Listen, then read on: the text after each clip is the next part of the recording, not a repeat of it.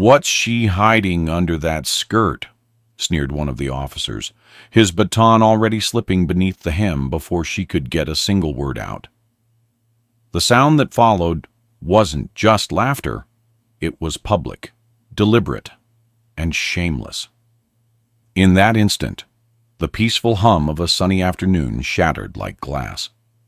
In broad daylight, in the heart of Runan Canyon, 2 police officers assaulted her without hesitation, without remorse. They had no idea who she was, no clue that the young woman they chose to humiliate was the daughter of Hollywood legend Sylvester Stallone. What happened next wasn't about revenge. It was justice, unfolding in real time, under the scrutiny of stunned onlookers, and no one who witnessed it would ever forget. Before we dive into this powerful story, tell us in the comments where you're watching from. And don't forget to hit that subscribe button, because every day we bring you real, raw, and deeply inspirational stories that move hearts and challenge minds. Let's spread the power of truth and justice together. It was a late Sunday afternoon when it happened. The California sun was beginning to soften, and long shadows stretched across the dusty trails of Runan Canyon. Laya Stallone, 25, sat alone on a weathered wooden bench tucked beneath a fig tree's broad shade. Her posture was relaxed but confident, legs crossed, arms loosely folded over a worn paperback copy of The Bluest Eye by Toni Morrison. She had the kind of natural beauty that drew second glances without trying. Wavy dark hair tied back, olive skin kissed by sun, and sharp hazel eyes hidden behind sleek sunglasses. Her quiet presence was disarming, but her lineage, fierce, unmistakable. She was her father's daughter in every sense, though she never leaned on the name. She didn't need to. As she turned a page, a voice snapped through the air like a crack of thunder. "That's a mighty fine skirt. Bet you got something special under there." She looked up, momentarily stunned. 2 officers in LAPD uniforms approached from the trail. The older one, Officer Rick Doyle, was thick-set, with leathery skin and a smirk that seemed carved into his face. He exuded the casual arrogance of a man used to getting away with everything. His partner, Officer Brian Hanley, was younger, tall, skinny, still a bit unsure in his movements, but his eyes held that familiar gleam of someone testing boundaries. Both were locked onto her, not with professionalism, but with crude curiosity. Doyle tapped his nightstick against his open palm. "Afternoon, sweetheart," he said, his tone patronizing, bordering on condescending. "That outfit looks mighty comfortable. You don't mind standing up for us, do you? Just making sure you're all good down here." Lila didn't move. "What do you want?" she asked, her voice steady but sharp. "Just admiring the view," Doyle said, his eyes tracing the length of her body without shame. "A man can appreciate beauty, can't he?" Lila stood slowly, gripping her skirt. She had faced intimidation before, in courtrooms, in protests, in board meetings where her youth and gender were treated like liabilities. But this was different. This was direct, physical, and wrapped in the twisted security of a badge. "I'm not bothering anyone," she said firmly. "Back off!" But Doyle only grinned wider. With a swift, rehearsed flick of his wrist, he hooked the tip of his baton beneath the edge of her skirt and lifted it sharply. The fabric fluttered upward in the breeze, revealing her thighs and underwear in full view of the trail. Time stood still. Then came the laughter. Hanley snickered behind her, the sound sharp and ugly. Lila gasped, yanked her skirt down, and stumbled back a step. Her heart pounded in her ears, her face flushed with heat, anger, shame, disbelief, all battling inside her. Her voice cracked as she shouted, "Are you out of your mind? That's assault!" "Oh, calm down," Doyle scoffed. "Don't be dramatic. Just having a little fun. You should take it as a compliment." Hanley's smirk faded. He looked away, but said nothing. Lila's breath came in quick, shallow bursts. Hikers nearby slowed, unsure whether to intervene. A woman with a dog stared. A jogger paused, pulled out his phone. But still, no one stepped forward. "I want your badge numbers. Both of you." She pulled out her phone, turned on the camera. Her voice shook, but she held it firm. "You assaulted me. In public. This won't go away." "Oh, you gonna call Daddy?" Doyle taunted. "Gonna cry to your lawyer? I've been on these streets 30 years, sweetheart. I've seen it all." Lila stared him down. "You really don't know who I am, do you?" Doyle raised an eyebrow. "Should I?" Without another word, she unlocked her phone and tapped the top contact. It rang. Once. Twice. 3 times. "Lila?" came the gravelly voice. "Everything all right?" "Dad," she said, voice steady now, but low. "I'm at Runan Canyon, North Trailhead. 2 LAPD officers just harassed me. One lifted my skirt with his baton. There are witnesses." Silence. Then, "I'm on my way." She didn't end the call. She let it time out, then lowered the phone and looked at the officers. "You'll want to stay right here." Doyle snorted. "That's supposed to scare me?" She didn't answer. "Who was that? Your boyfriend?" he said mockingly. "No," Lila replied, her gaze locked onto his. "My father, Sylvester Stallone." The name hung in the air like a thunderclap. Hanley froze. Doyle paled slightly, the smugness evaporating from his face.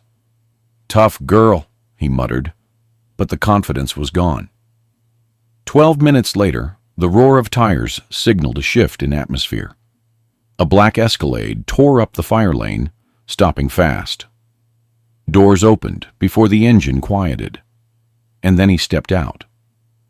Wearing a fitted black tee, dark jeans, and aviator sunglasses, Sylvester Stallone walked straight toward the scene.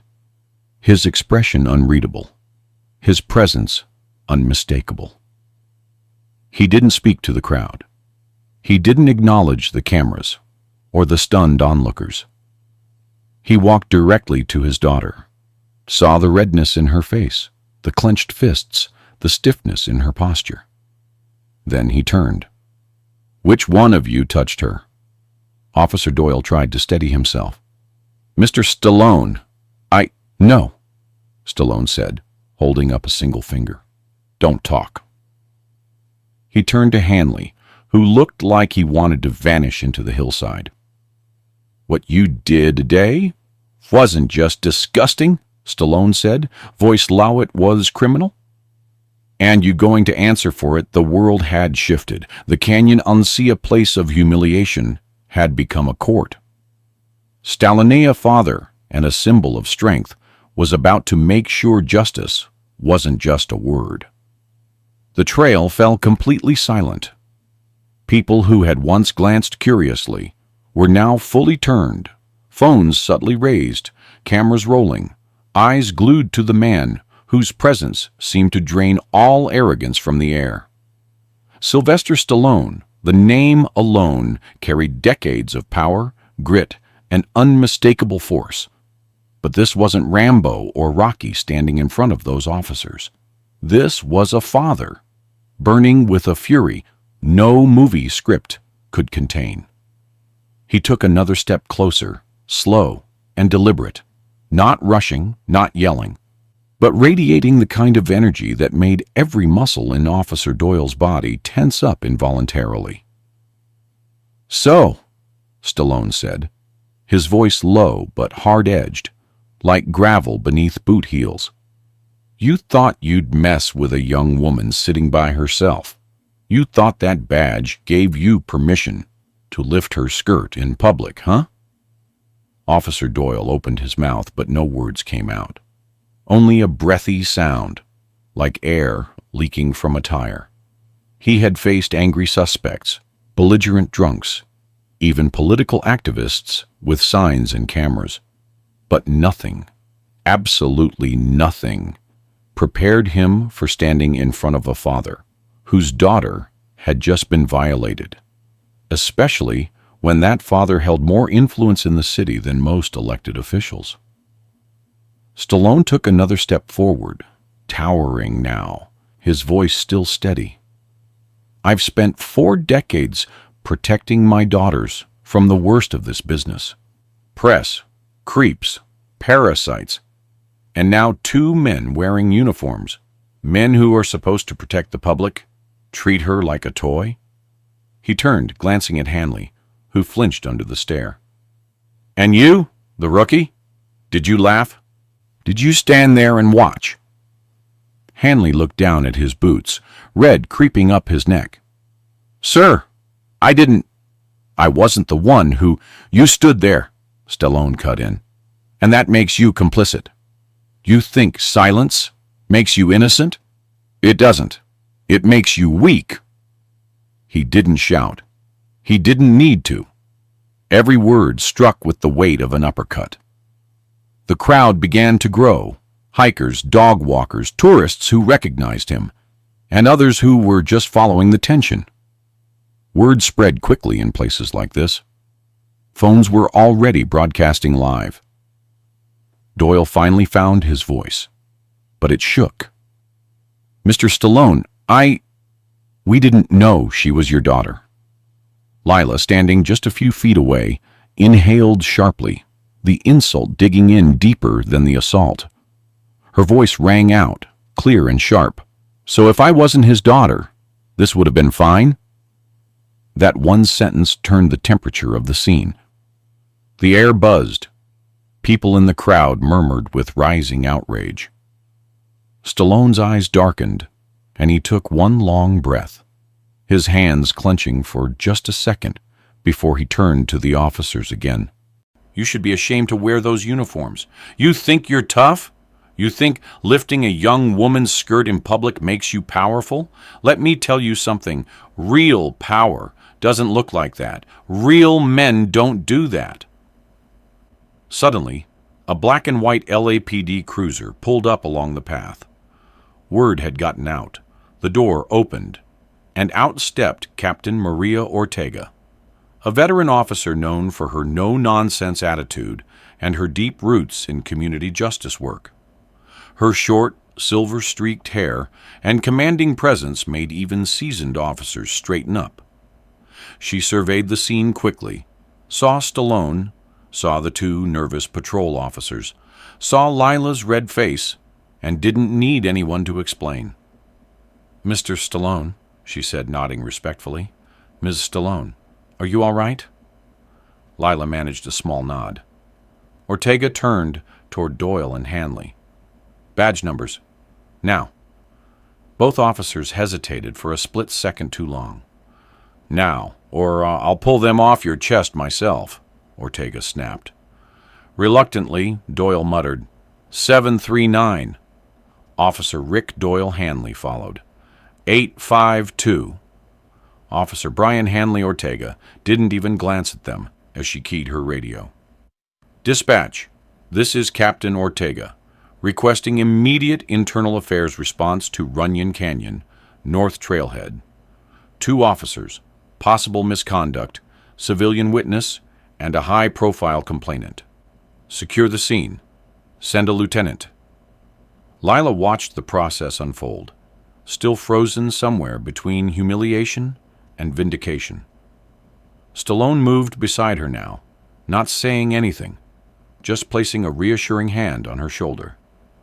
She didn't pull away. Captain Ortega approached her gently, her tone shifting. Ms. Stallone, I need to take a full statement. You can come with me, or we can do it here. Here's fine, she said, her voice calmer now. I want everyone to hear this. She recounted everything, how they approached her, the comments, the baton lifting her skirt, the laughter. Her voice didn't crack. She didn't cry. The crowd around them stayed respectfully quiet. Some filmed, some just watched, their expressions darkening with every word she said. Ortega listened closely, asked follow-up questions, took notes. Then she turned to Stallone, who remained composed but clearly brimming. "Sir, I'll be contacting the chief. He'll want to speak with you personally. These two are going on administrative leave, effective immediately." Doyle tried to interject. "Captain, it was just a misunderstanding. You put your hands, or your baton, on a woman's clothing without cause or consent, in public, with witnesses. You think that's a misunderstanding? You're lucky you're not in cuffs already." She turned back to Stallone. "I promise you, Mr. Stallone, this won't be buried. Not on my watch." Stallone gave her a curt nod. "Thank you, Captain. I appreciate that." As Doyle and Hanley were escorted toward the waiting cruiser, jeers rose quietly from the crowd. One man muttered, "Cowards!" Another, a woman holding her child's hand, said louder, "Disgusting." Doyle kept his head down. Hanley looked like he might throw up. As they were placed into the back of the cruiser, Lila exhaled. She hadn't realized she'd been holding her breath. Stallone turned to her. "You want to go home?" She shook her head. I want to walk out of here on my own. I want people to see me do it." He didn't argue. They walked together down the trail, side by side, father and daughter, through the parted crowd who stepped aside not because of fame, but because of respect. That night, every major outlet, from CNN to the Los Angeles Times, had some version of the story. Footage taken by onlookers went viral. Sly's daughter, harassed by cops, was trending on Twitter. But beneath the headlines, in kitchens and living rooms, the conversation ran deeper. About abuse of power. About what might have happened if her last name weren't Stallone. About every woman who didn't have a famous father to stand beside her. The following days unfolded like a storm, slowly rolling across the Los Angeles skyline. One that everyone saw coming, but no one could outrun. The footage from Runan Canyon had been shared and reshared, picked up by local affiliates, then national outlets, then international news. It wasn't just the celebrity angle that kept the story alive. It was the raw truth of it. The imagery of a young woman standing her ground against two uniformed officers, the steady voice of a father confronting authority, and the clarity with which justice, or the lack thereof, was laid bare in public view. Talk shows invited experts to debate the implications. Op-eds flooded the LA Times, Washington Post, even The Guardian. Civil rights advocates, women's groups, and organizations like Time's Up and the ACLU issued statements. And beneath all of it, the question echoed again and again. What would have happened if Lila Stallone hadn't been Lila Stallone? Behind the scenes, LAPD's Internal Affairs Division moved swiftly under Captain Ortega's recommendation. Officer Rick Doyle and Officer Brian Hanley were both placed on unpaid suspension pending investigation within 48 hours. But the city wasn't willing to let the story quietly fade into bureaucratic purgatory. Mayor Karen Esparza, a longtime ally of the Stallone family and a staunch advocate for police reform, called an emergency press conference on the steps of City Hall. The setting was traditional, American flags flanked by the city seal, camera crews lining the marble plaza. But the words spoken weren't carefully rehearsed evasions. "What happened to Ms. Lila Stallone," the mayor began, "was not just an isolated act of misconduct. It was a reflection of a deeper, festering problem in our institutions. Misogyny, racism, and abuse of power will no longer be protected under the badge in Los Angeles. Her words were followed by thunderous applause from the crowd gathered below. And watching from her family's Brentwood home, Lila sat quietly beside her father, arms crossed, expression unreadable, the volume turned down low. She wasn't interested in fanfare. She wanted follow-through. The next morning, she received a direct call from LAPD Chief Andrew Valencia, a man known for his polished diplomacy and careful political footing. "Ms. Stallone," he began, "on behalf of the department, I want to personally apologize." She listened without interrupting, polite but firm. "I don't need apologies," she finally said. "I need accountability. I need to know that the next woman this happens to won't need a famous last name to be heard." The line went quiet for a second. Then Chief Valencia replied, "You're absolutely right. We've begun drafting immediate changes to our patrol conduct code, and I'd like to invite you to join our civilian oversight panel. Help us reshape this from the inside." The offer surprised her. It was a risk, for him and for her. But she didn't hesitate. "I'll do it," she said. "But not just for me. For every woman who ever sat on a park bench and felt unsafe." Meanwhile, Officer Doyle's record came under public scrutiny. Journalists unearthed 3 prior complaints against him, 2 from female civilians alleging verbal harassment, and 1 from a fellow officer who had left the force. None had resulted in formal disciplinary action, but the spotlight now made silence impossible. Pressure from City Council and the mayor's office led to a full review of his career, and within a week, Doyle was dismissed from the LAPD, stripped of his badge and pension. Hanley's fate took a different path. Inexperienced, yes, but not innocent. His passive compliance had contributed to the trauma inflicted. Rather than immediate termination, he was placed on indefinite leave with mandatory retraining, psychological evaluation, and public testimony before the civilian oversight panel. It wasn't forgiveness. It was consequence. For Lila, the weeks that followed were a strange blend of public exposure and personal recovery. She returned to her graduate program, but with new eyes watching her, students, professors, reporters. Some treated her like a symbol, others like a cautionary tale. She ignored most of it. Her focus stayed rooted in the work. She met with victims' rights groups, consulted on reform language with legal teams, even testified in a public hearing before City Council. The same voice that once cracked under the weight of shame now carried clearly through chamber microphones. She told them what happened, not just the moment her skirt was lifted, but the seconds afterward, when people watched and said nothing.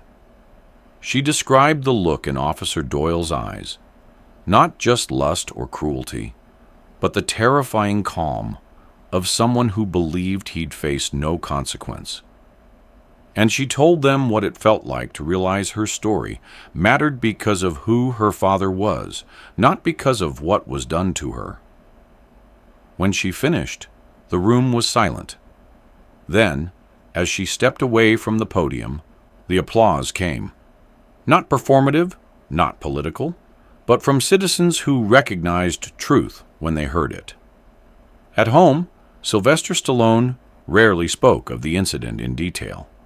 He let Lila lead, always. But one evening, as they sat on the back patio watching the sun dip behind the Santa Monica Mountains, he broke the silence.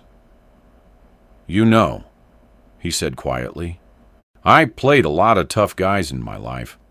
Fighters, soldiers, rebels. But I never felt rage like I did that day in the canyon." Lila looked at him, her expression soft. "I know." He turned to her.